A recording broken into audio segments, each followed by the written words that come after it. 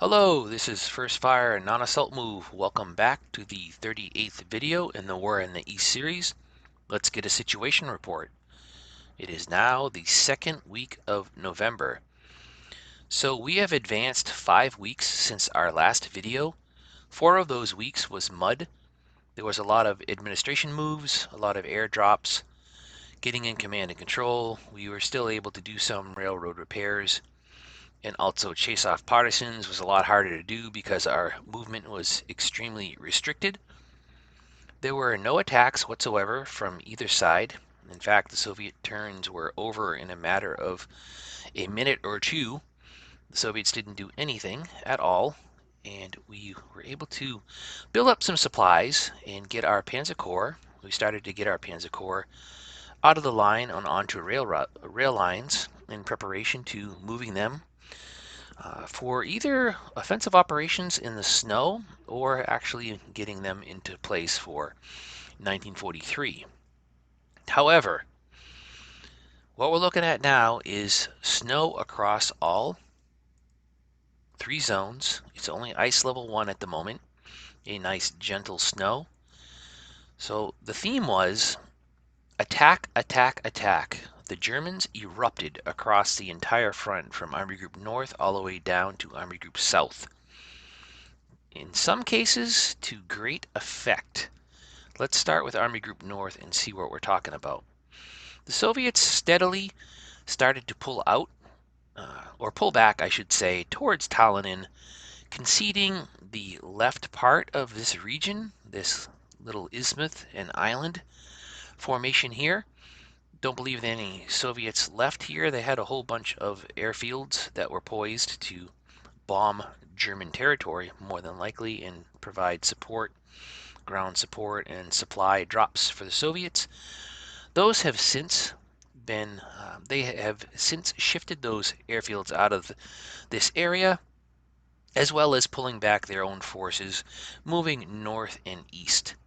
Still some Soviet stragglers that are in and around Talonin. We are now adjacent to Talonin, and this is great because it is definitely going to shorten our lines and free up a host of German divisions once we finally get to this small neck of land north of the Peipus and bordered by the Gulf of Finland.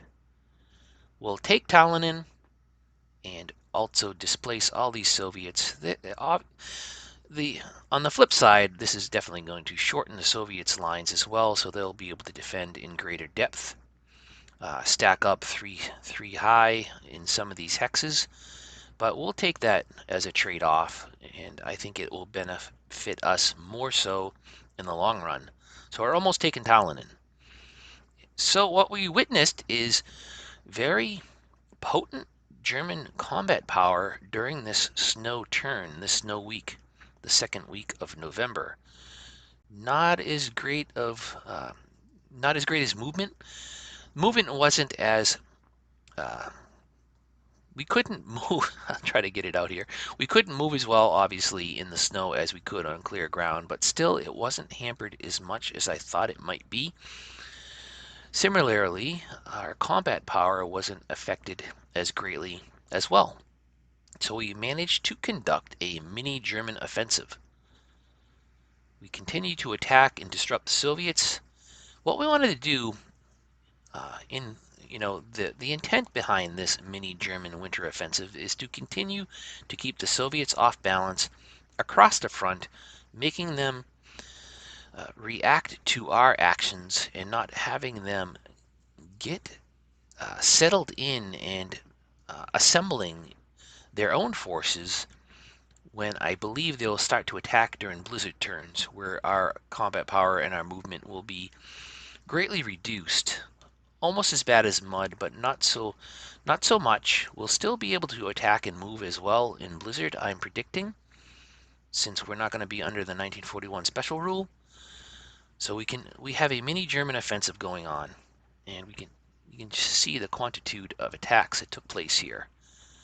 All throughout this sector, pushing back the Soviets, disrupting their front, finally getting pretty much to the coast of Finland, the Gulf of Finland right now.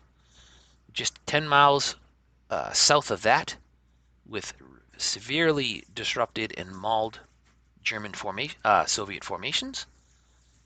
And we definitely have far greater combat power in this region of Army Group North's area of operations. And we look some more down here, north of Pskov, where we continue to disrupt the Soviets, making them have to commit forces here to counter. What we have is fairly decent combat power with our German infantry divisions. We are superior to the Soviets in this sector, so they're going to have to commit troops, and they're going to have to do something about this as well. So tying up Soviet forces in Army Group North's area of operations will pay dividends elsewhere where we are conducting our serious offensive. No change from Pskov all the way down to Smolensk, really.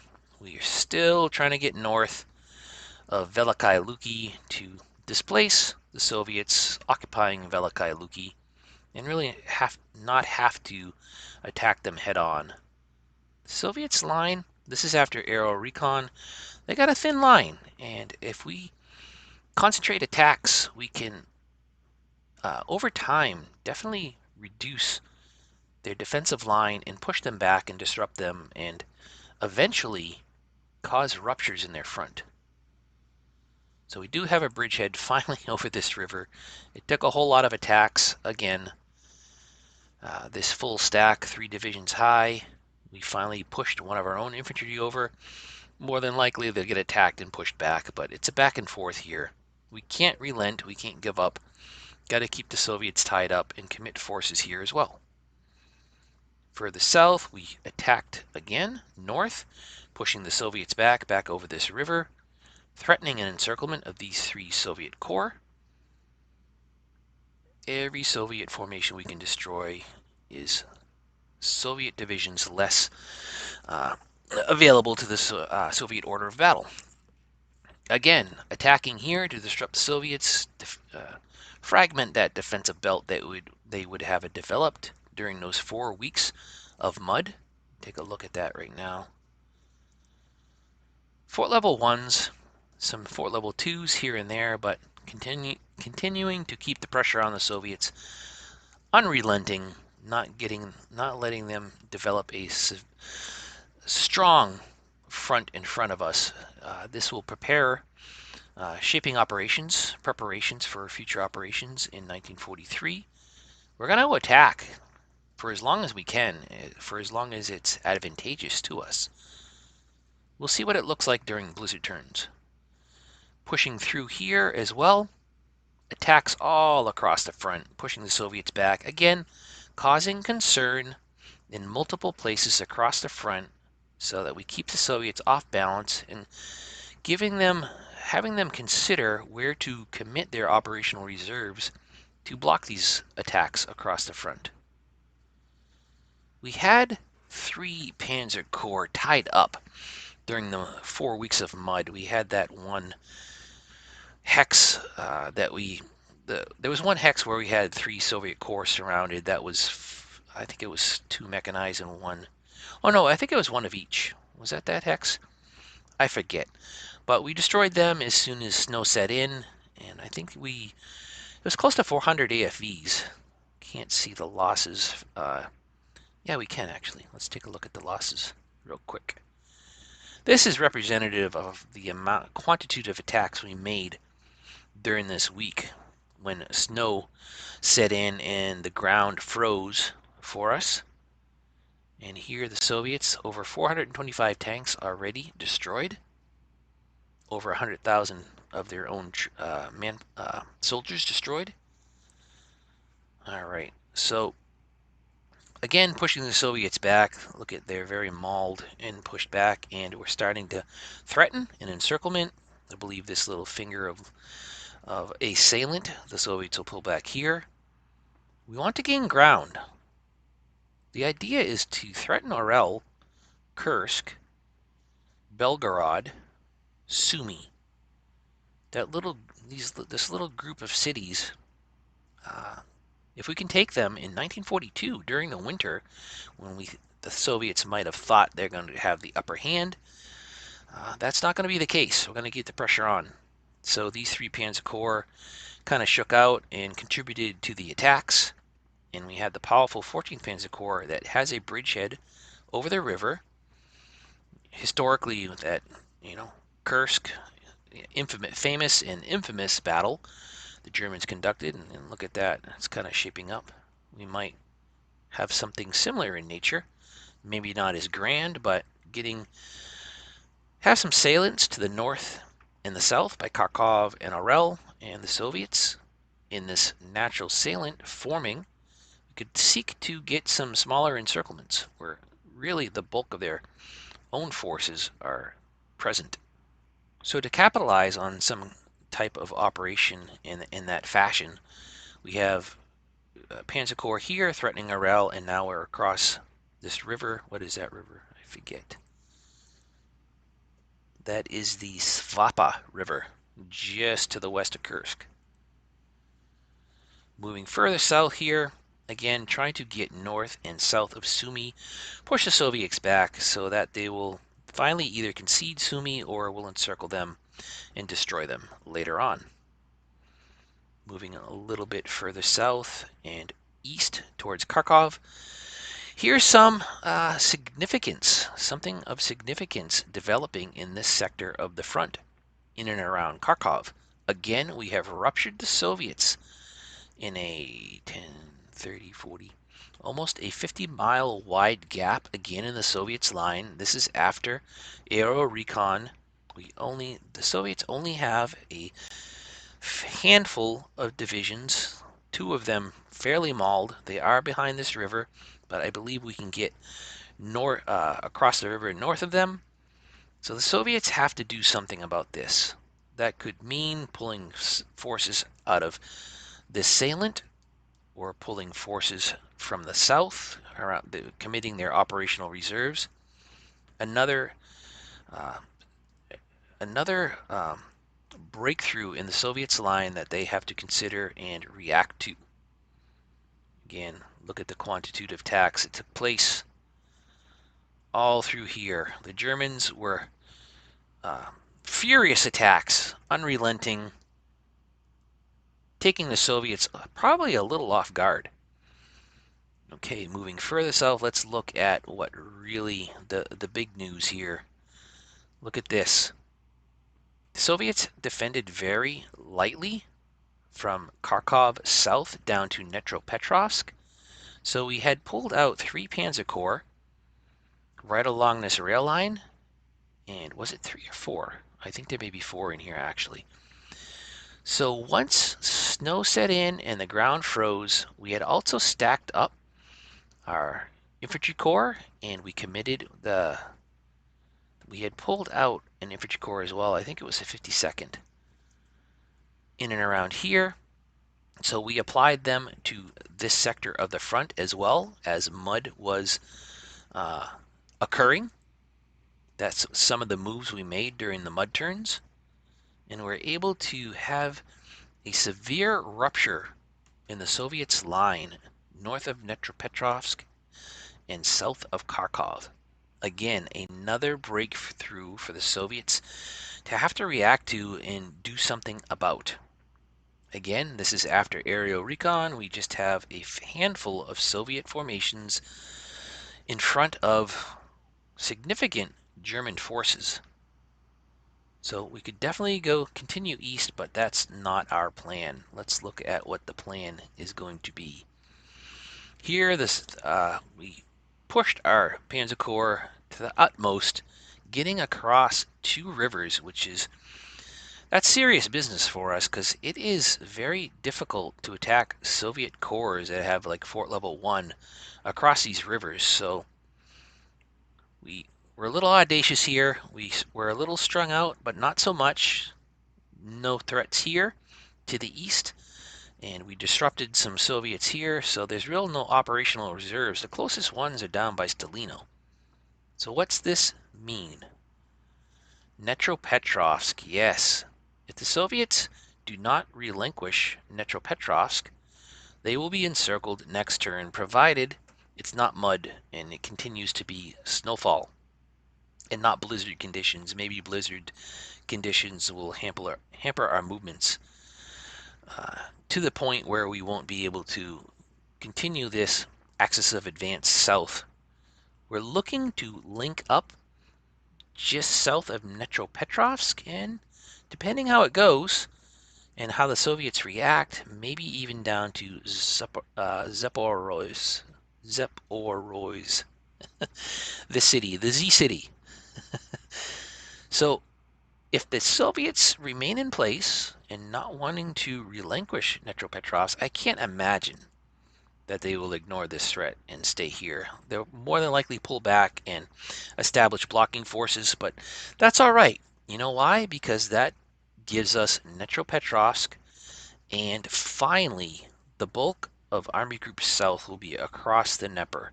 This has been an eyesore for me for far too long. This shape of the front, tying up all these forces, with the Soviets benefiting for so long the Dnieper. Past the Dnieper, look at all this gorgeous open terrain.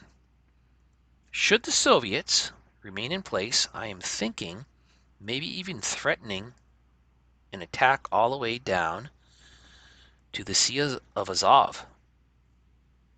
That could be something as well, but that would mean we would have to have that be effective, we'd have to cut off the Soviets from retreating down into the Crimea. And they have rail lines there, and there's nothing impeding them at the moment. We still have these 3 Panzer Corps that were part of Army Group South dormant. They are resting and refitting.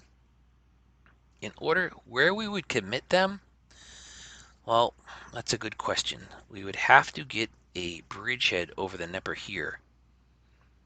Possibility there could be a trickle-down effect, seeing what's happening far to the north, that the Soviets will start to pull back, fearing a grand encirclement, but that will be hard to pull off during the winter. Worst case, the Soviets pull back and we finally get over the Dnieper in force, greatly shortening our front, freeing up massive combat power for us for future operations in 1943. Consequently, it's also going to free up Soviet forces, shorten the lines for the Soviet forces so they'll be able to defend in greater depth. But they're not all going to escape to the east here. They're going to have to escape towards the Crimea if all goes well. Best case scenario, the Soviets stay in place. We get an encirclement during the winter of 1942, which is fantastic. And we destroy these Soviets, take Dnepropetrovsk, displace the Z city, and that will give us these 2 cities and totally unhinge the Soviets' defense along the Dnieper. So that was very significant. If you recall, we tried and failed to achieve an encirclement where there was a great concentration of Soviets up here. Over the course of those 4 weeks of mud, they slowly retreated to having the front resemble this, still a very thin conga line of Soviet formations still making their way to the south because we are squeezing them. And we reorganized 11th Army, getting all our infantry corps nice and neat and tidy and good command and control. They have relieved in place the Panzer Corps, and should the Soviets pull back, they are ready to cross the Dnieper. Get through. This is such an ugly area of the Soviet of the map for the Germans to attack in, and we are just squeezed in here. I didn't want to continue any ops in here, commit any more forces than we already had. It was time to get them out, reorganized, and look elsewhere to unhinge the Soviets on their defenses on the other side of the Dnieper. Some other developments: we received a trickling of reinforcements over the past 5 weeks. We more or less got them into the line. Several Luftwaffe field divisions. We received a couple static divisions that that became active. So yeah, we brought them to the front, and they pretty much have been assimilated by this point. So very interested to see what the Soviets do here. This is huge.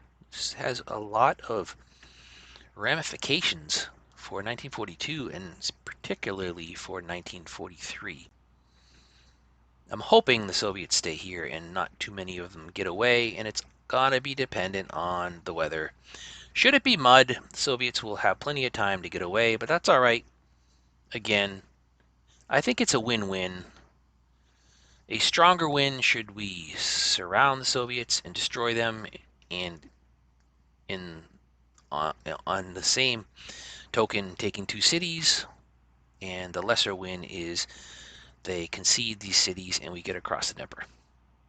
We shuffled our aircraft a little closer to the front, get a little more support. In doing so, and also because of the snow weather, we didn't have as much air capacity to have our airdrops to resupply, but we did where we could. Let's talk victory points. So taking these 2 cities, as well as Belgorod, Sumy,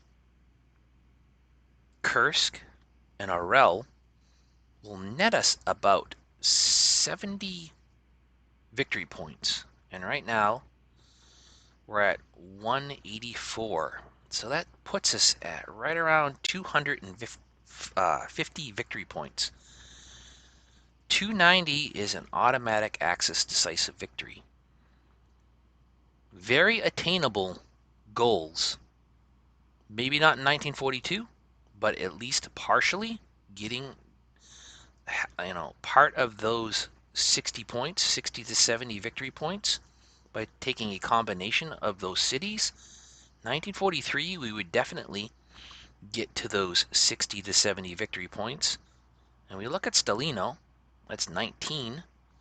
So that puts us, if we're at right around 250, 240, 250, we'll round down, we'll go 240. That puts us at 260. 6 more, 66, 270. In reality, we could achieve an automatic Axis decisive victory by simply taking those cities along with Stalino, Malakiva, Makivka, and Gorlovka. Very possible. Stalino would give us another 17. That's within reach. Voronezh,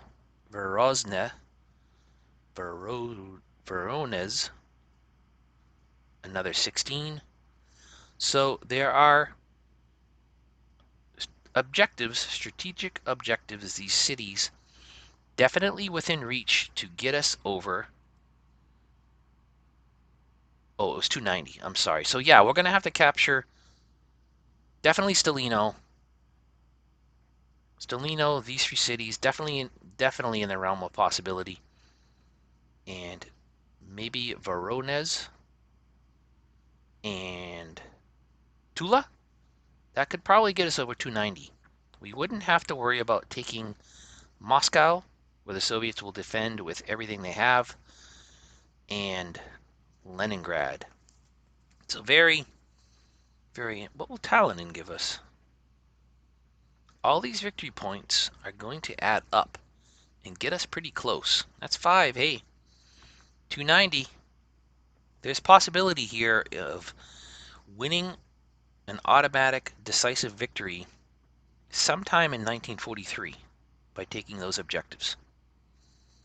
Again, destroying Soviet formations is going to be first and foremost in the Germans' order of the day in all operations, but in doing so, by destroying these Soviet formations, it's going to get us closer and closer to those objectives. I do have 31,000 unused rail capacity. I don't have anyone really to rail right now. We do have, where are we? We do have the 3 Panzer Corps here on the rail lines, but not taking them out of this area of operations, depending on what's happening here. And they're going to remain with Army Group South, so not railing these Panzer Corps anywhere. We do have that one infantry corps that we pulled out of the line, but we're probably going to commit them here somewhere in 1943 in efforts to keep the Soviets off balance and not let them get away with defending lightly across, I would say, a quieter sector of the front. So nothing to rail right now. It's time to hit next turn. Let's do it. Anticipation is pretty high right now, what the Soviets do. And also the weather. The weather could, if it turns mud again, snow turns to rain in November. Hopefully not. It's already freezing level 1. Let's hope for more snow. At least 1 or 2 more turns of snow will help us reach some of our designs for the close of 1942, our little mini German winter offensive.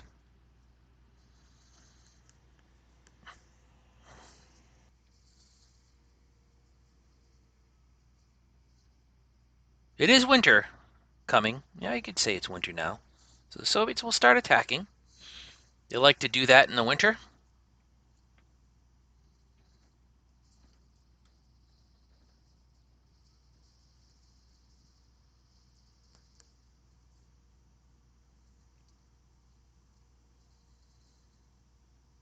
I can't believe they would leave those forces in that area. Oh, yeah. So much for that bridgehead.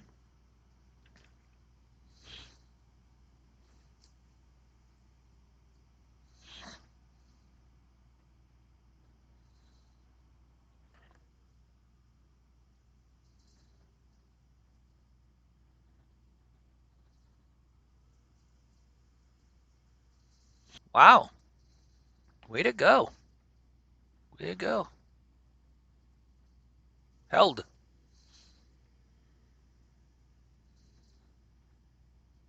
Not going to get greedy here. Have to hold Kharkov, obviously.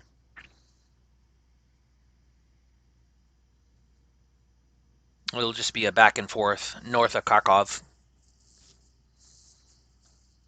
Wow. Just can't help attacking the Romanians.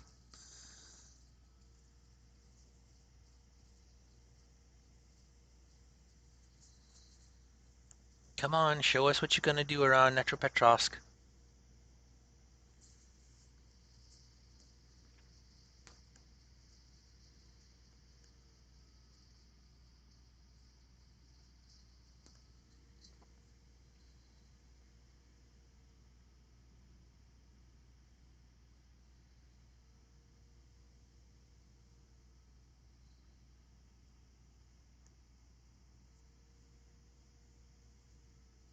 So far, they're not showing us any activity there. Wow. That was it? We're going to have to look real quick. First thing we're going to look at, Dnepropetrovsk. Come on, snow. No blizzard, no mud, snow. Got to get that random weather fortune here. Random weather table be good to us. All right, snow. Believe that's snow. The darker, like the little shaded dots in the snow shows 20,000 around average, 50 AFEs, probably breakdowns. I don't think those were any outright destruction of our AFEs because we didn't see any of our mechanized or panzer divisions destroyed. 60,000. All right, this is all standard stuff. What is the weather? Ice level 2, slowly getting colder and more icy. Excellent. Let's go check out Dnepropetrovsk. What did they do?